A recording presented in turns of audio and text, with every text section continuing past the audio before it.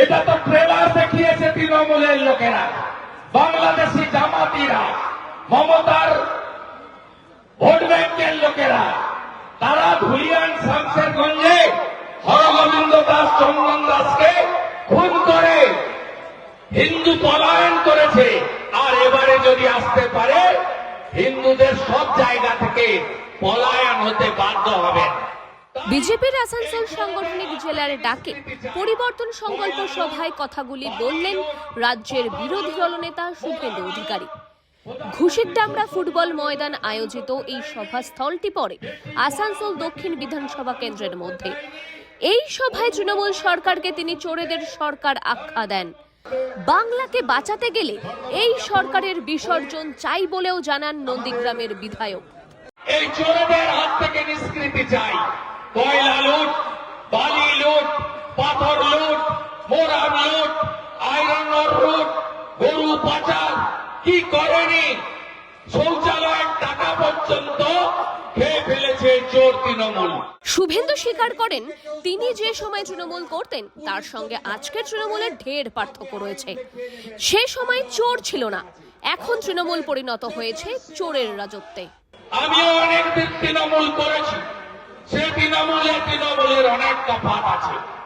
আমি দেখেছি এখানকার যারা নেতা, তাদের আজকে অবস্থা কি। নরেন চক্রবর্তী প্রতিদিন কত কোটি টাকা তোলেন, হরেরাম সিং তার বেটা কত কোটি টাকা তোলেন।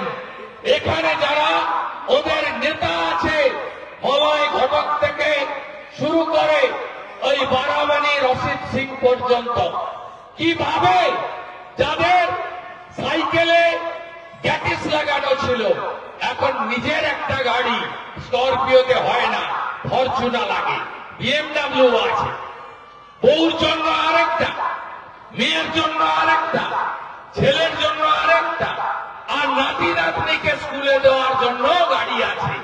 এদের এই পরিবর্তনটা হয়েছে, আপনাদের কোনো পরিবর্তন হয়নি।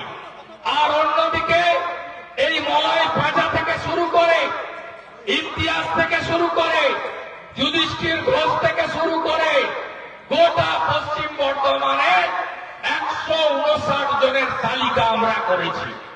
159টা মাফিয়া, যারা বালি চুরি করছে, যারা কয়লা চুরি করছে।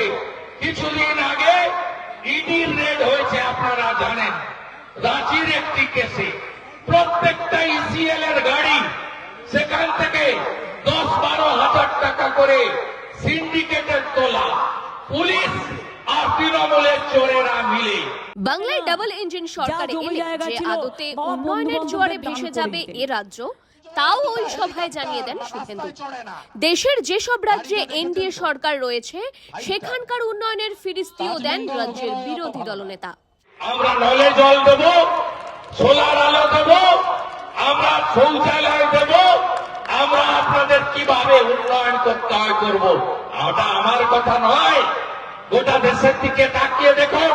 উত্তরপ্রদেশের যোগী আদিত্যনাথজি, তিনি ভাতা দেন, বিধবা ভাতা, বার্ধক্য ভাতা, দিব্যাঙ্গ ভাতা, মাসে 3000 টাকা করে। তিনি হোলিতে, দেওয়ালিতে ফ্রি গ্যাস দেন বোনেদেরকে।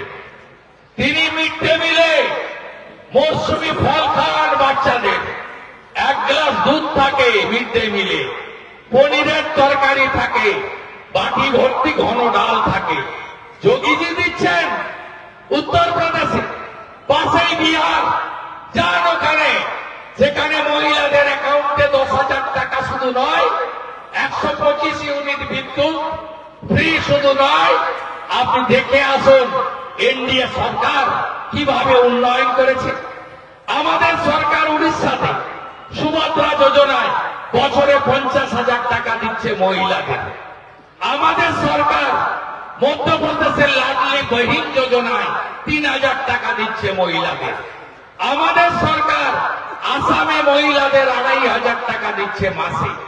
আমাদের সরকার রেখা গুপ্তা 2,500 টাকা দিচ্ছে মাসে দিল্লিতে মহিলাদের।